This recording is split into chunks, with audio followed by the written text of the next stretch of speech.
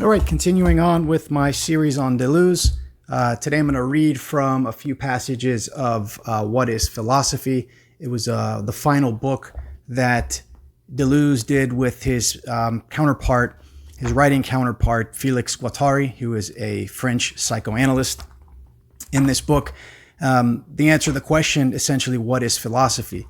Philosophy for Deleuze is not a reflective discipline. It is not something that looks at the universals and tries to discern from them truth and wisdom and beauty. For Deleuze, philosophy is a creative endeavor. And what philosophy creates is concepts. And this is distinct from two other disciplines. So the trinity, so to speak, that Deleuze covers throughout his works are, philosophy, art, and science. So philosophy is the creation of concepts. Art is the creation of affects. And science is the creation of functions or percepts. So I'm going to read a little bit. I want to read the conclusion here. The conclusion is entitled From Chaos to the Brain.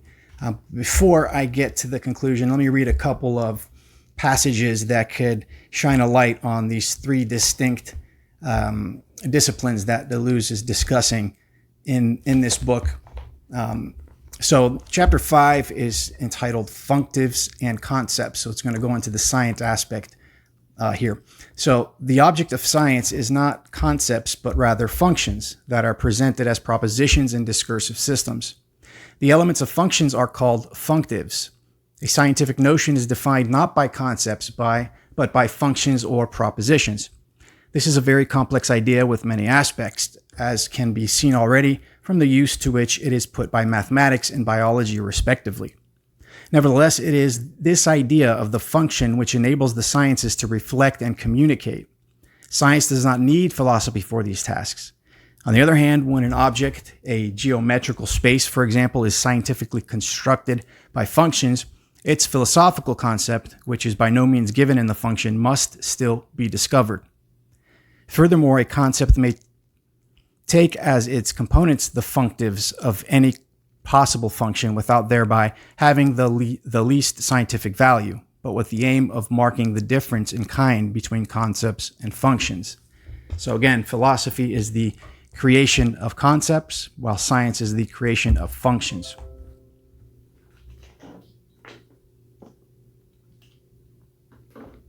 I'll read a little bit more here. Under these conditions, the first difference between science and philosophy is their respective attitudes towards chaos. Chaos is defined not so much by its disorder as by the infinite speed with which every form taking shape in it vanishes. It is a void that is not a nothingness but a virtual, containing all possible particles and drawing out all possible forms, which spring up only to disappear immediately, without consistency or reference, without consequence. Chaos is an infinite speed of birth and disappearance. Now, philosophy wants to know how to retain infinite speeds while gaining consistency, by giving the virtual a consistency specific to it. The philosophical sieve, as plane of immanence that cuts through the chaos, selects infinite movements of thought and is filled with concepts formed like consistent particles going as fast as thought. Science approaches chaos in a completely different, almost opposite way. It relinquishes the infinite speed in order to gain a reference able to actualize the virtual. By retaining the infinite, philosophy gives consistency to the virtual through concepts. By relinquishing the infinite, science gives a reference to the virtual which actualizes it through functions. Philosophy proceeds with a plane of immanence or consistency, science with a plane of reference. In the case of science, it is like a freeze frame. It is a fantastic slowing down, and it is by slowing down that matter, as well as the scientific thought able to penetrate it with propositions, is actualized. A function is a slow motion. Of course, science constantly advances accelerations, not only in catalysts, but in particle accelerators and expansions that move galaxies apart. However, the primordial slowing down is not for these phenomena a zero instant with which they break, but rather a condition coextensive with their whole development. To slow down is to set a limit in chaos to which all speeds are subject. so that they form a variable determined as abscissa.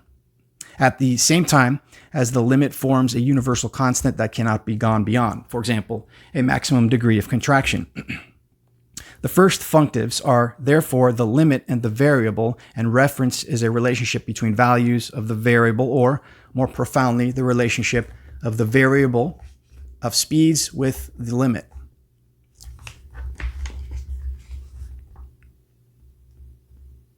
So I'm going to move on here. So chapter 7 is entitled, so I want to read again a little bit to get an idea of what we're working with here before I get into the conclusion here. So chapter 7 is entitled Percept, Affect, and Concept. And here he's going to just give they're going to give a brief outline of art and percepts and affects. So you can think of affect, affection, like emotion, but not reduced to emotion. And for Deleuze, percepts, affects, and concepts, these exist outside of human consciousness. Essentially, they exist ontologically when they're created. So here we go. So from chapter 7, the young man will smile on the canvas for as long as the canvas lasts. Blood throbs under the skin of this woman's face. The wind shakes a branch. A group of men prepare to leave. In a novel or a film, the young man will stop smiling, but he will start to smile again when we turn this page or that moment. Art preserves, and it is the only thing in the world that is preserved. It preserves and is preserved in itself, although actually it lasts no longer than its support and materials: stone, canvas, chemical color, and so on. The young girl maintains the pose that she had for 5,000 years, a gesture that no longer depends on whoever made it. The air still has the turbulence, the gust of wind, and the light that it had that day last year, and it no longer depends on whoever was breathing it that morning. If art preserves, it does not do so like industry by adding a substance to make the thing last. The thing became independent of its quote-unquote model from the start. But it is also independent of other possible personae, who are themselves artist things, personae of painting breathing this air of painting. And it is no less independent of the viewer or hearer who only experiences it after, if they have the strength for it. What about the creator, the artist? It is independent of the creator through the self-positing of the created, which is preserved in itself. What is preserved, the thing or the work of art, is a block of sensation, that is to say, a compound of percepts and affects. Percepts are no longer perceptions. They are independent of a state of those who experience them. Affects are no longer feelings or affections. They go beyond the strength of those who undergo them. Sensations, percepts, and affects are beings whose validity lies in themselves and exceeds any lived. They could be said to exist in the absence of man because man, as he is caught in stone, on the canvas, or by words, is himself a compound of percepts and affects. The work of art is a being of sensation and nothing else. It exists in itself. Harmonies are affects. Consonance and dissonance, harmonies of tone or color, are affects of music or painting. Remieux emphasized the identity of harmony and affect. The artist creates blocks of percepts and affects, but the only law of creation is that the compound must stand up on its own. The artist's greatest difficulty is to make it stand up on its own. Sometimes this requires what is, from the viewpoint of an implicit model, from the viewpoint of lived perceptions and affections, great geometrical improbability, physical imperfection, and organic abnormality. But these sublime errors accede to the necessity of art if they are internal means of standing up, or sitting or lying. There is a pictorial possibility that has nothing to do with the physical possibility that endows the most acrobatic postures with the sense of balance. On the other hand, many works that claim to be art do not stand up for an instant. Standing up alone does not mean having a top and bottom or being upright, for even houses are drunk and askew. It is only the act by which the compound of created sensations is preserved in itself, a monument, but one that may be contained in a few marks or a few lines, like a poem by Emily Dickinson. So I'm going to move on here to the conclusion. Just wanted to give some brief passages of kind of the understanding of what they're working through in this book.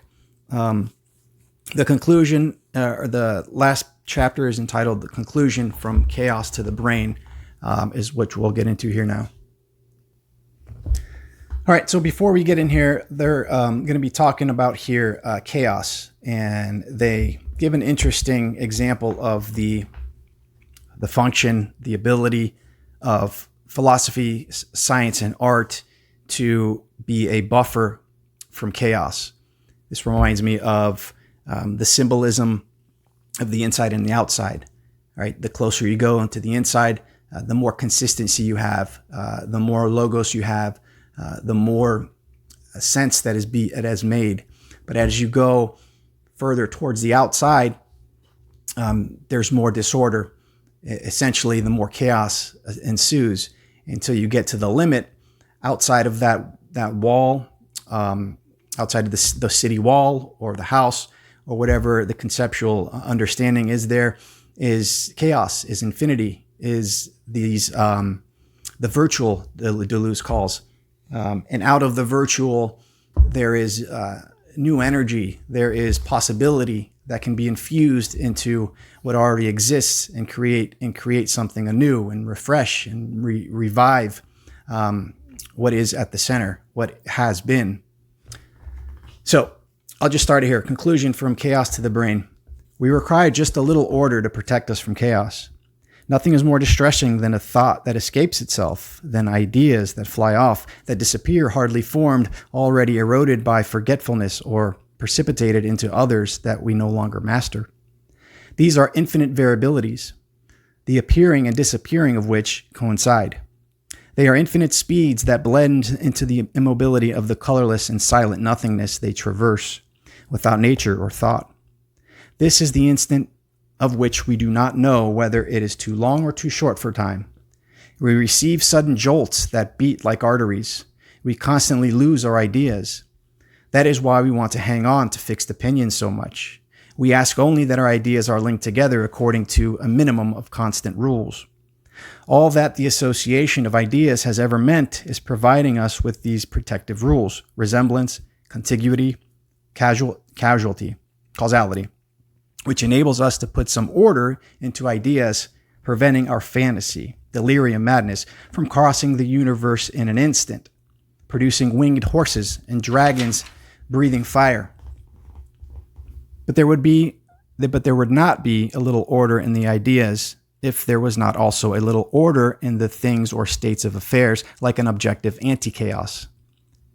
Quote, if cinnabar were sometimes red, sometimes black, sometimes light, sometimes heavy, my empirical imagination would never find opportunity when representing red color to bring to mind heavy cinnabar, end quote. And finally, at the meeting point of things and thought, the sensation must recur. That of heaviness whenever we hold cinnabar in our hands, that of red whenever we look at it, as proof or evidence of their agreement with our bodily organs that do not perceive the present without imposing on it a conformity with the past. This is all that we ask for in order to make an opinion for ourselves like a sort of umbrella which protects us from chaos. Our opinions are made up from all of this, but art, science, and philosophy require more. They cast planes over the chaos. These three disciplines are not like religions that invoke dynasties of gods or the epiphany of a single god in order to paint a firmament on the umbrella like the figures of an ordoxa from which opinions stem. Philosophy, science, and art want us to tear open the firmament and plunge into the chaos. We defeat it only at this price. And thrice victorious I have crossed the Akron. The philosopher, the scientist, and the artist seem to return from the land of the dead. What the philosopher brings back from the chaos are variations that are still infinite, but that have become inseparable on the absolute surfaces or in the absolute volumes that lay out a secant, plane of immanence. These are not associations of distinct ideas, but reconnections through a zone of indistinction in a concept. The scientist brings back from the chaos variables that have become independent of slowing down. That is to say, by the elimination of whatever other variables are liable to interfere, so that the variables that are retained enter into determinable relations in a function. They are no longer links of properties in things, but finite coordinates on a secant plane of reference that go from local probabilities to global cosmology. The artist brings back from the chaos varieties that no longer constitute a reproduction of the sensory in the organ, but set up a being of the sensory, a being of sensation on an anorganic plane of composition that is able to restore the infinite. The struggle with chaos that Cezanne and Klee have shown in action in painting, at the heart of painting, is found in another way in science and philosophy. It is always a matter of defeating chaos by a secant plane that crosses it. Painters go through a catastrophe or through a conflagration and leave the trace of this passage on the canvas as the leap that leads them from chaos to composition. Mathematical equations do not enjoy a tranquil certainty, which would be like the sanction of a dominant scientific opinion, but arise from an abyss that makes the mathematician, quote, readily skip over calculations, end quote, in anticipation of not being able to bring about or arrive at the truth without colliding here and there. And philosophical thought does not bring its concepts together in friendship without, again, being traversed by a fissure that leads them back to hatred or disperses them in the coexisting chaos where it is necessary to take them up again, to seek them out, to make a leap.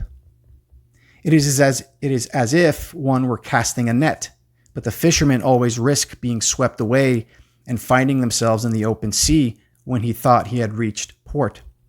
The three disciplines advanced by crisis or shocks in different ways, and in each case it is their succession that makes it possible to speak of progress. It is as if the struggle against chaos does not take place without an affinity with the enemy, because another struggle develops and takes on more importance, the struggle against opinion, which claims to protect us from chaos itself.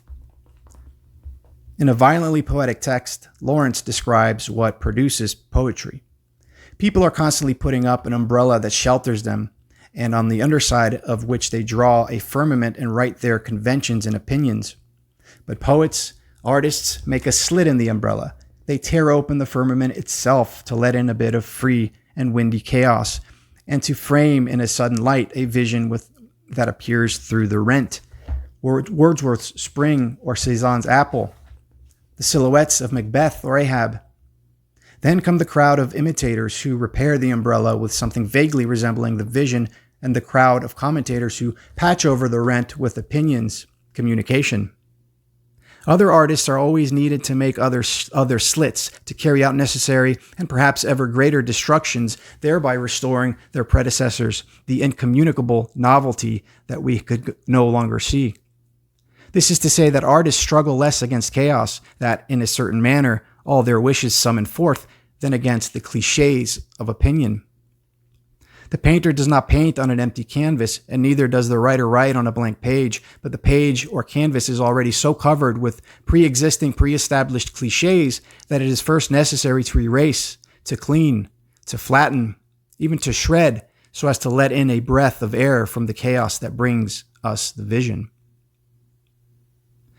When Fontana slashes the colored canvas with a razor, he does not tear the color in doing this. On the contrary, he makes us see the area of plain, uniform color, of pure color, through the slit.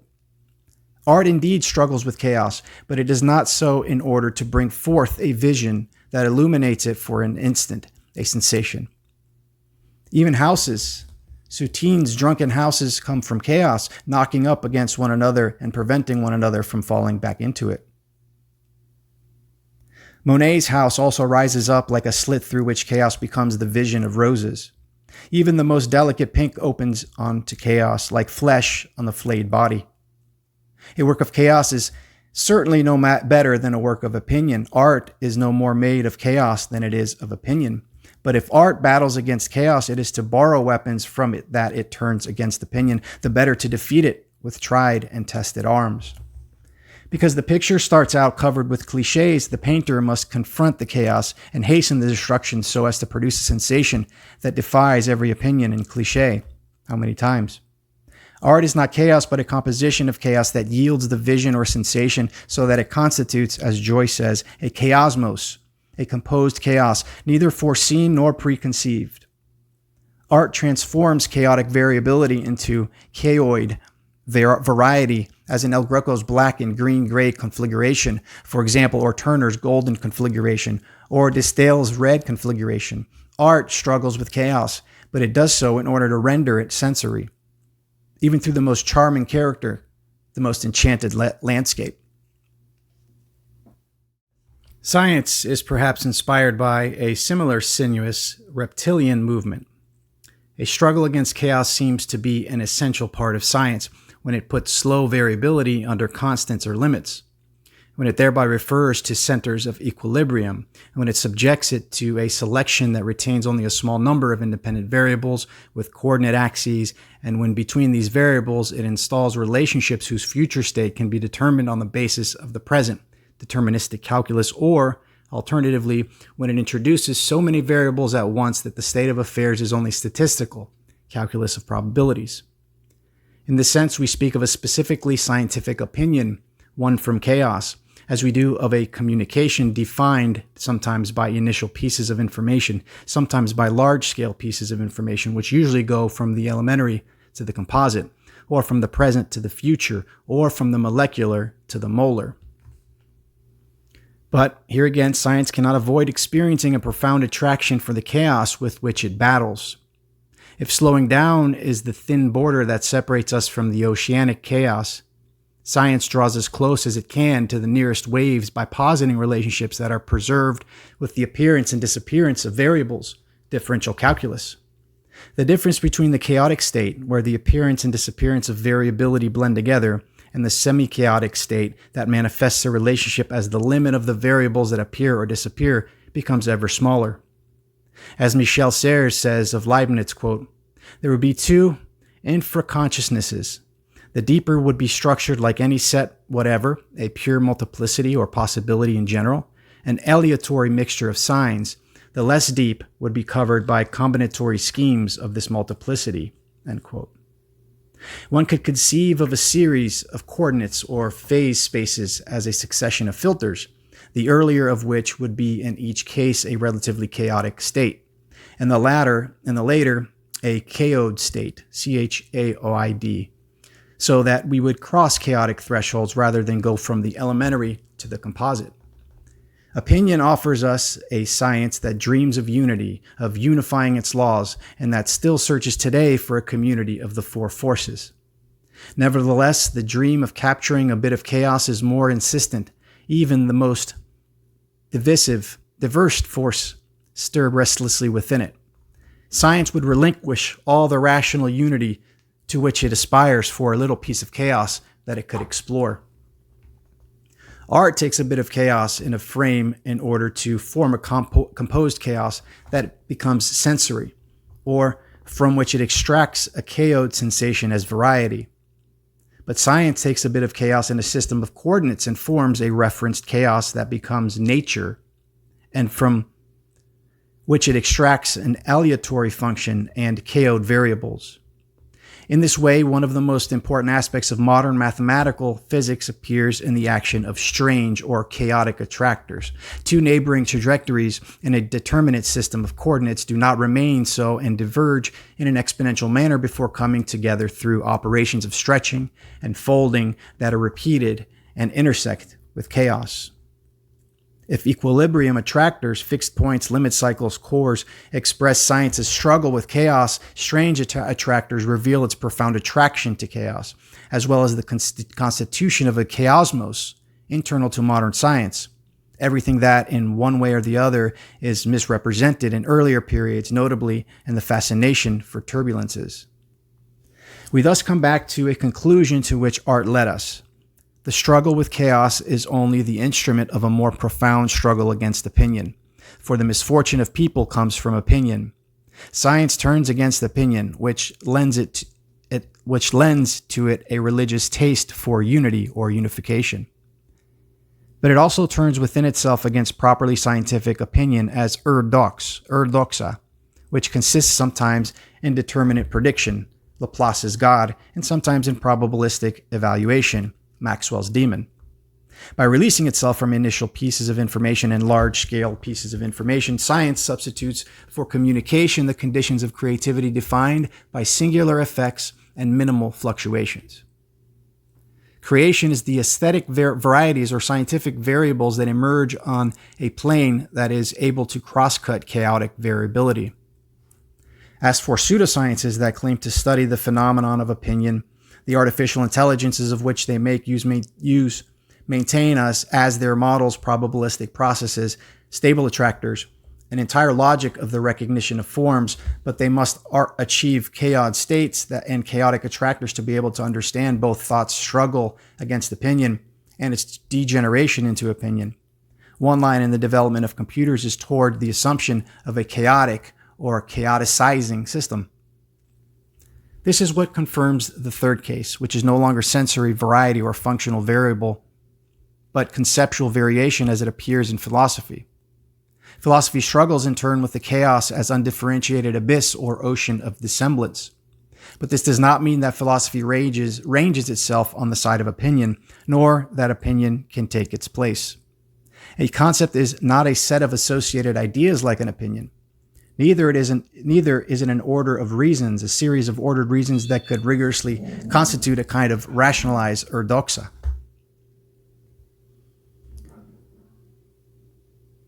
To reach the concept, it is not enough for a phenomenon to be subject to principles analogous to those that associate ideas or things, or to principles that order reasons.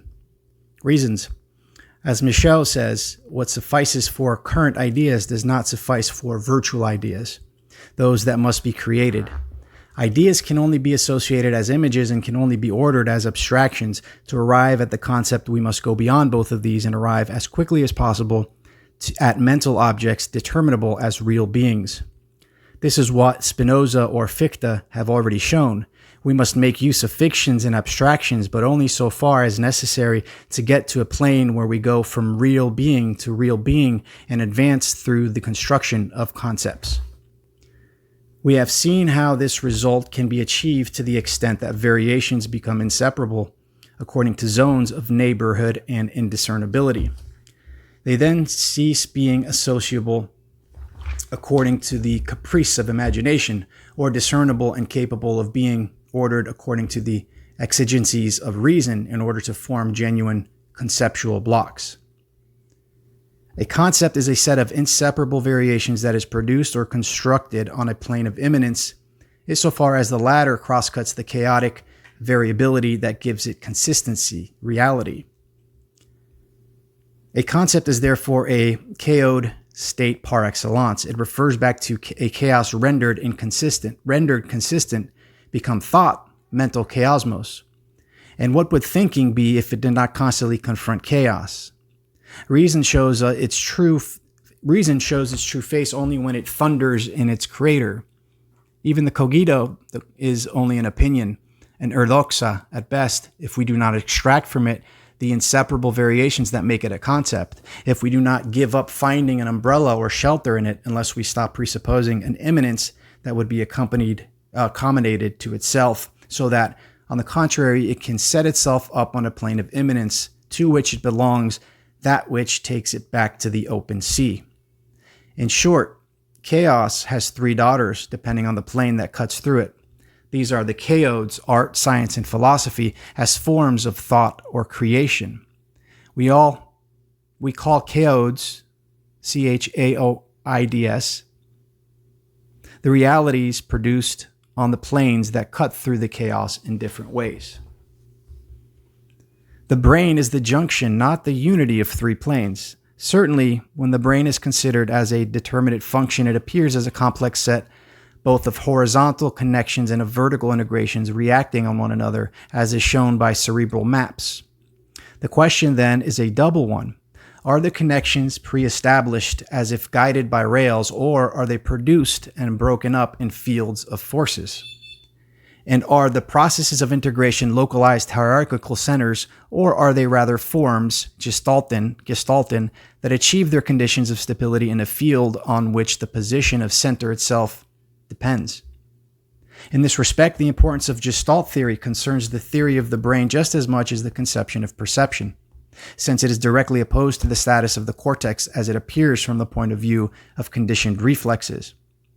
But whatever point of view is considered, it is not difficult to show that similar difficulties are encountered whether paths are ready-made or self-producing, and whether centers are mechanical or dynamical. Ready-made paths that are followed step by step imply a pre-established track, but trajectories constituted within a field of forces proceed through resolution of tensions, also acting step by step. For example, the tension of reconciliation between the fovea and the luminous point projected on the retina, the latter having a structure analogous to a cortical area. Both schemes presuppose a plane, not an end or program, but a survey of the entire field.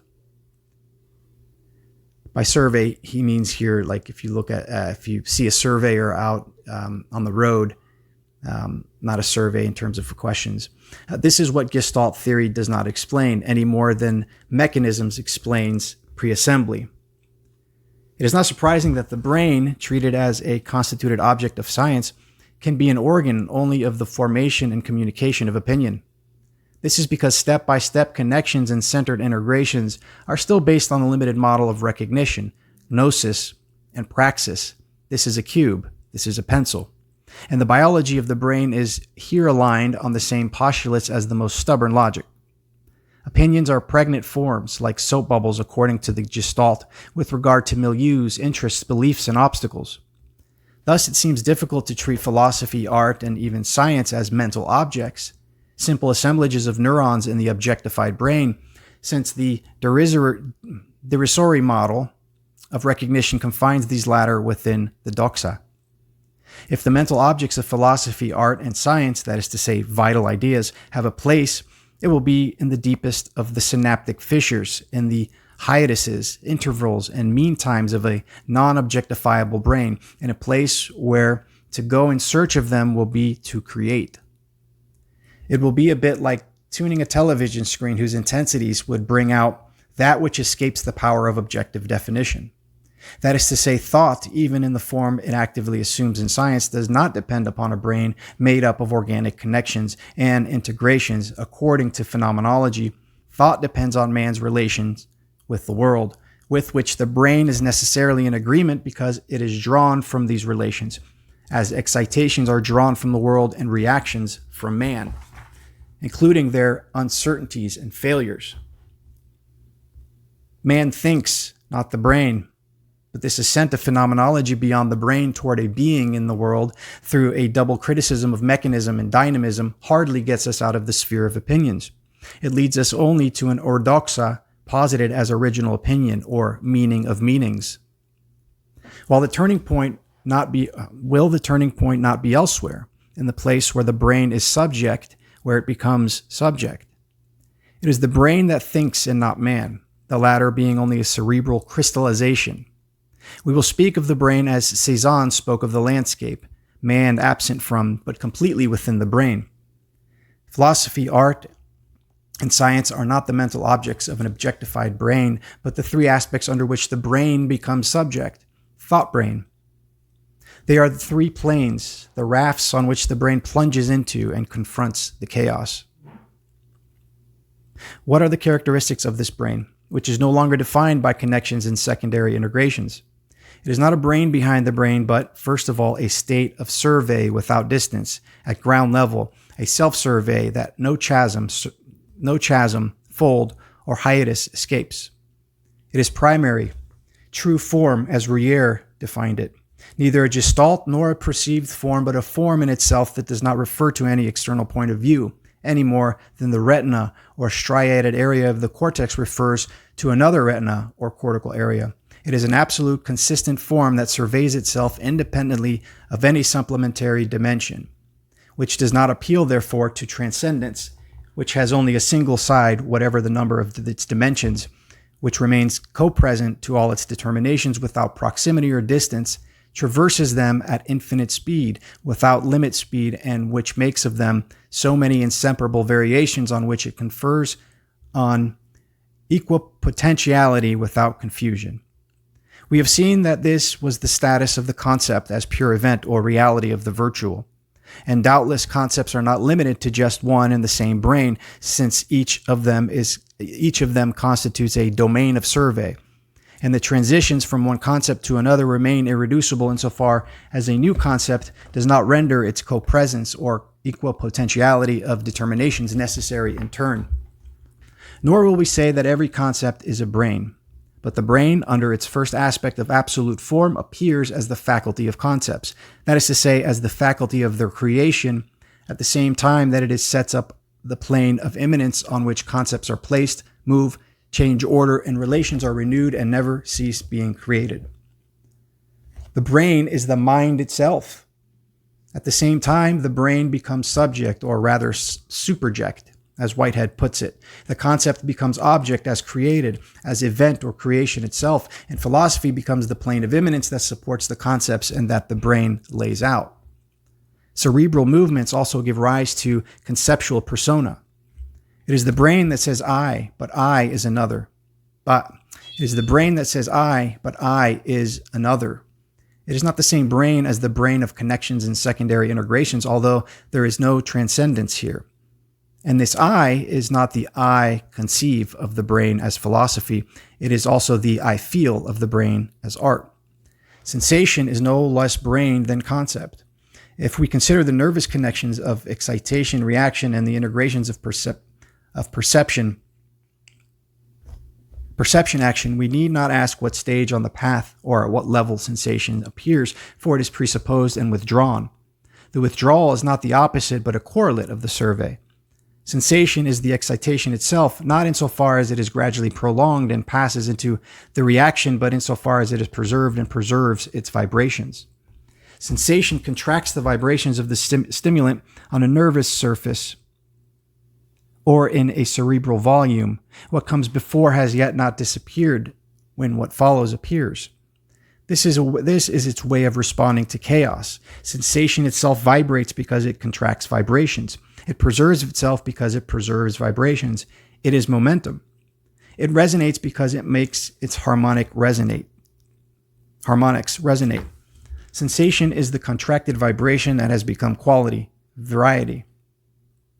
That is why the brain subject is here called soul or force, since only the soul preserves the contracting that which matter dissipates or radiates, furthers, reflects, refracts, or converts. Thus, the search for sensation is fruitless if we go no farther than the reactions and excitations that they prolong, than actions and the perceptions that they reflect. This is because the soul, or rather the force, as Leibniz said, does nothing or does not act, but is only present. It preserves. Contraction is not an action, but a pure passion, a contemplation that preserves the before and the after. Sensation, then, is on a plane that is different from mechanisms, dynamisms, and finalities. It is on a plane of composition where sensation is formed by contracting that which composes it, and by composing itself with other sensations that contract it in turn. Sensation is pure contemplation, for it is through contemplation that one contracts, contemplating oneself to the extent that one contemplates the elements from which one originates. Contemplating is creating, the mystery of passive creation, sensation. Sensation fills out the plane of composition and is filled with itself by filling itself with what it contemplates. It is enjoyment and self-enjoyment. It is a subject, or rather an inject. Plotinus defined all things as contemplations, not only people and animals, but plants, the earth, and rocks. These are not ideas that we contemplate through concepts, but the elements of matter that we contemplate through sensation. The plant contemplates by contracting the elements from which it originates, light, carbon, and the salts, and it fills itself with colors and odors that in each case qualify its variety, its composition. It is sensation in itself. It is as if flowers smell themselves by smelling what composes them, first attempts of vision or of sense of smell before being perceived or even smelled by an agent with a nervous system and a brain. Of course, plants and rocks do not possess a nervous system, but if nerve connections and cerebral integrations presuppose a brain force as faculty of feeling coexistent with the tissues, it is reasonable to suppose also a faculty of feeling that coexists with embryonic tissues and that appears in the species as a collective brain, or with the vegetal tissues in the small species. Chemical affinities and physical causalities themselves refer to primary forces capable of preserving their long chains by contracting their elements and making them resonate. No causality is intelligible without this subjective instant. Not every organism has a brain, and not all life is organic, but everywhere there are forces that constitute microbrains or inorganic life of things. We can dispense with Fechner's or Conan Doyle's splendid hypothesis of a nervous system of the earth only because the force of contracting or of preserving, that is to say, a feeling, appears only as a global brain in relation to the elements contracted directly and to the mode of contraction, which differ depending on the domain and constitute precisely irreducible varieties.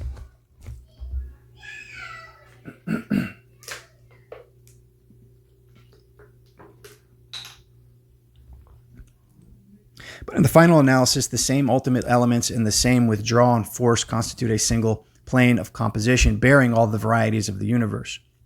Vitalism has always had two possible interpretations: that of an idea that acts, but is not, that acts, therefore, only from the point of view of an external cerebral knowledge, from Kant to Claude to Claude Bernard, or that of a force that is but does not act, that is, therefore, a pure internal awareness, from Leibniz to Rouyer. If the second interpretation seems to us to be imperative, it is because the contraction that preserves is always in the state of detachment, in relation to action or even to movement, and appears as a pure contemplation without knowledge. This can be seen even in the cerebral domain par excellence of apprenticeship or the formation of habits. Although everything seems to take place by active connections and progressive integrations from one test to another, the tests or cases, the occurrences must, as Hume showed, be contracted in a contemplating, quote-unquote, imagination, while remaining distinct in relation to actions and to knowledge. Even when one is a rat, it is through contemplation that one contracts a habit. It is still necessary to discover beneath the noise of actions those internal creative sensations or those silent contemplations that bear witness to a brain. These first two aspects or layers of the brain subject, sensation as much as the concept, are very fragile. Not only objective disconnections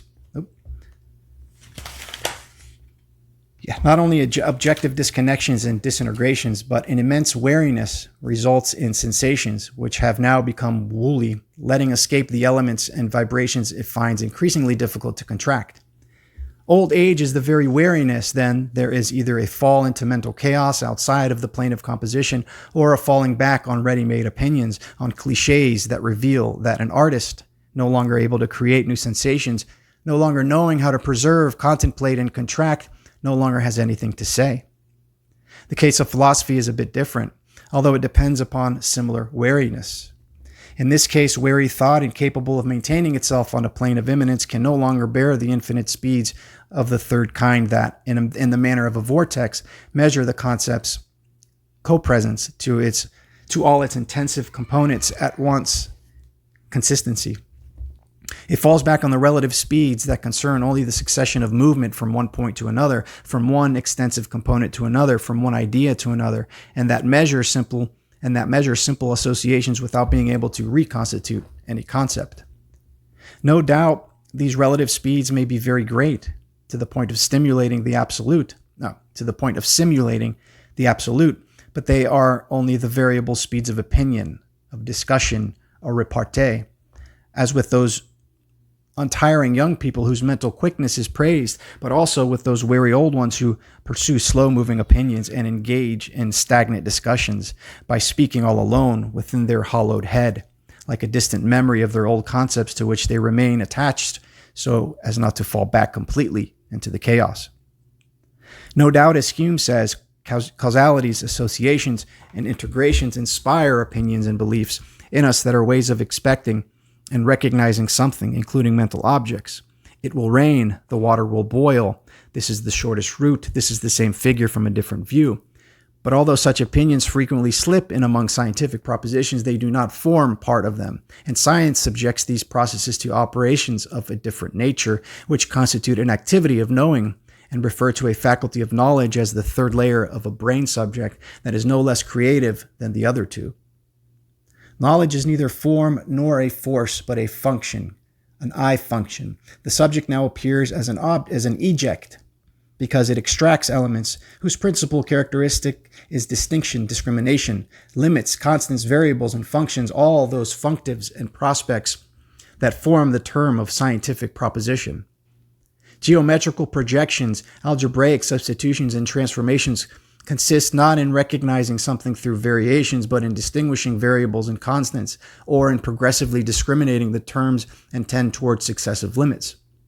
Hence, when a constant is assigned in a scientific operation, it is not a matter of contracting cases or moments in a single contemplation, but one of establishing a necessary relation between factors that remain independent. The fundamental actions of the scientific faculty of knowledge appear to us in this sense to be following setting limits that mark a renunciation of infinite speeds and lay out a plane of reference, assigning variables that are organized in series tending toward these limits, coordinating the independent variables in such a way as to establish between them or their limits necessary relations on which distinct functions depend, the plane of reference being a coordination in actuality, determining mixtures or states of affairs that are related to the coordinates and to which functions refer. It's not enough to say that these operations are all scientific knowledge, are functions of the brain. The functions are themselves the folds of the brain that lay out the variable coordinates of the plane of knowledge, reference, and that dispatch partial observers everywhere. There is still an operation that clearly shows the persistence of chaos, not only around the plane of reference or coordination, but in the detours of its variable surface, which are always put back into play. These are operations of branching and individuation. If states of affairs are subject to them, it is because they are inseparable from the potentials they take from chaos itself, and that they do not actualize without risk of dislocation or submergence. It is therefore up to science to make evident the chaos into which the brain itself, as subject of knowledge, plunges. The brain does not cease to constitute limits that determine functions of variables in particularly extended areas. Relations between these variables, connections, manifest all the more an uncertain and hazardous characteristic, not only in electrical synapses, which show a statistical chaos, but in chemical synapses, which refer to deterministic chaos. There are not so much cerebral centers as points, concentrated in one area and disseminated in another, and oscillating molecules that pass from one point to another. Even in a linear model like that of the conditioned reflex, Erwin Strauss has shown that it was essential to understand the intermediaries, the hiatuses and gaps. Arborized paradigms give way to rhizomatic figures, acentered systems, networks of finite automations, chaoid states. No doubt this chaos is hidden by the reinforcement of opinion, facilitating paths through the action of habits or models of recognition, but it will become much more noticeable if, on the contrary, we consider creative processes and the bifurcations they imply. And individuation in the cerebral state of affairs is all the more functional because it does not have the cells themselves for variables, since the latter constantly die without being renewed, making the brain a set of little deaths that puts constant death within us. It calls upon a potential that is no doubt actualized in the determinable links that derive from perceptions, but even more in the free effect that varies according to the creation of concepts, sensations, or functions themselves. The three planes along with their elements are irreducible: plane of immanence of philosophy, plane of composition of art, plane of reference or coordination of science, form of concept, force of sensation, function of knowledge, concepts and conceptual persona, sensations and aesthetic figures, and partial observers. Analogous problems are posed for each plane. In what sense and how is the plane in each case one or multiple? What unity, what multiplicity? But what to us seem more important now are the problems of interference between the planes that join up in the brain. A first type of interference appears when a philosopher attempts to create the concept of a sensation or a function, for example, a concept peculiar to Riemann space or irrational numbers, or when a scientist tries to create functions of sensations like Fechner, or in theories of color or sound, and even functions of concepts. as Lotman demonstrates for mathematics insofar as the latter actualizes virtual concepts, or when an artist creates pure sensations of concepts or functions, as we see in the varieties of abstract art or in Klee. In all these cases, the rule is that the interfering discipline must proceed with its own methods. For example, sometimes we speak of the intrinsic beauty of geometrical figure, an operation or a demonstration, but so long as this beauty is defined by criteria taken from science, like proportion, symmetry, dissymmetry, projection, or transformation, then there is nothing aesthetic about it. This, what Kant demonstrated with such force. The function must be grasped within a sensation that gives it percepts and affects, composed exclusively by art, on a specific plane of creation that wrests it from any reference. The intersection of two black lines, or the thickness of a color in the right angles of Mondarian, or the approach of chaos through the sensation of strange attractors in Noland or Shirley Jaffe. These then are extrinsic interferences because each discipline remains on its own plane and utilizes its own elements. But there is a second, intrinsic type of interference when concepts and conceptual persona seem to leave a plane of immanence that would correspond to them, so as to slip in among the functions and partial observers, or among the sensations and aesthetic figures, on another plane, and similarly in the other cases. These slidings are so subtle, like those of Zarathustra in Nietzsche's philosophy, or of Igitur in Malaram's poetry, that we find ourselves on complex planes that are difficult to qualify. In turn, partial observers introduce into science sensibilia that are sometimes close to aesthetic figures on a mixed plane. Finally, there are interferences that cannot be localized. This is because each distinct discipline is, in its own way, in relation with a negative. Even science has a relation with a non-science that echoes its effects. It is not just a question of saying that art must form those of us who are not artists, but it must awaken us and teach us to feel, and that philosophy must teach us to conceive, or that science must teach us to know. Such pedagogies are only possible if each of the disciplines is, on its own behalf, in an essential relationship with the know that concerns it. The plane of philosophy is paraphilosophical, insofar as we consider it in itself independently of the concepts that come to occupy it. But non-philosophy is found where the plane confronts chaos. Philosophy needs a non-philosophy that comprehends it. It needs a non-philosophical comprehension, just as art needs non-art and science needs non-science. They do not need the know as beginning, or as the end in which they would be called upon to disappear by being realized, but at every moment of their becoming or their development. Now if the three knows are still distinct in relation to the cerebral plane, they are no longer distinct in relation to the chaos into which the brain plunges. In this submersion, it seems that there is extracted from chaos the shadow of the people to come, in the form that art, but also philosophy and science, summon forth. Mass people, world people, brain people, chaos people, non-thinking thought that lodges in the three, like Klee's non-conceptual concept, or Kandinsky's internal silence. It is here that concepts, sensations, and functions become undecidable, at the same time as philosophy, art, and science become indiscernible, as if they shared the same shadow that extends itself across their different nature and constantly accompanies them. Thanks for listening.